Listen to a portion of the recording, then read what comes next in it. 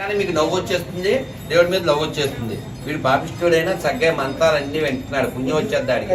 అందులో యాభై ఆడి పుణ్యం రావద్దు.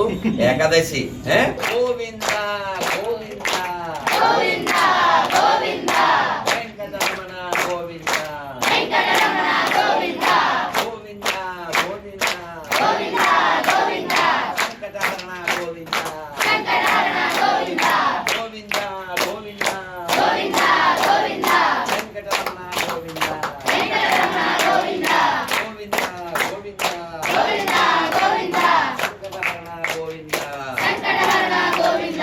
రోజు మనం హరి అంటాం కాబట్టి, అంటే పోతాం కాబట్టి. అదేవిధంగా ఎప్పుడు కూడా కాలం మన కోసం ఎదురు చూడదు. మనం ఏ రోజు పోతాం మనకి తెలియదు. ఎప్పుడు మనసులో గుర్తుపెట్టుకోండి, రేపు చేద్దాం అని అనుకున్న పని ఇవాళ చేయాలి, సాయంత్రం చేద్దాం అనుకున్న పని ఇప్పుడు చేయాలి. అదేవిధంగా now or never, just do it. అదవుతుందనా మంచి పని. 10 ఏళ్ల తర్వాత మనం గొప్ప పొజిషన్కి వెళ్ళాలని ఇప్పుడు అనుకోండి, దానికోసం ప్రయత్నం చేయండి. ఈ దేశం కోసం, ధర్మం కోసం ఎన్నో లక్షల కోట్ల మంది త్యాగాలు చేశారు. ఈ దేశాన్ని నిలబెట్టుకోవాలి. ఈ దేశం ప్రపంచంలో ఒకే ఒక్క గొప్ప దేశం, అందరి మేలు కోరుతుంది, అందరి హితం కోరుతుంది.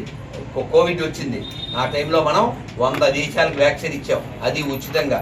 అది మన దేశం గొప్పదనం. సర్వే జన సర్వే సంతు నిరామయ సర్వే వచ్చాను మీకు అది చెప్పండి మొత్తం.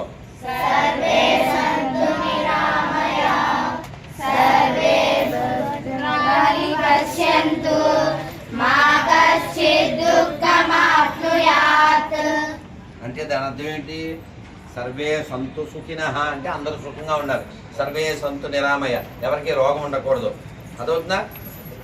సర్వే సంతు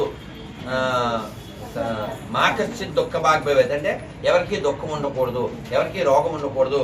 భద్రాని అందరూ సెక్యూర్డ్గా ప్రశాంతంగా ఉండాలి. ఎంత గొప్ప లక్షణం అండి. మా దేవుడిని నమ్మితే నేను స్వర్గం లేకపోతే నరకం అనేటువంటి దరిద్ర భావజాలం మనకు లేదు, అది ఉండకూడదు. అటువంటి దరిద్రులతో మనం దూరంగా ఉండాలి.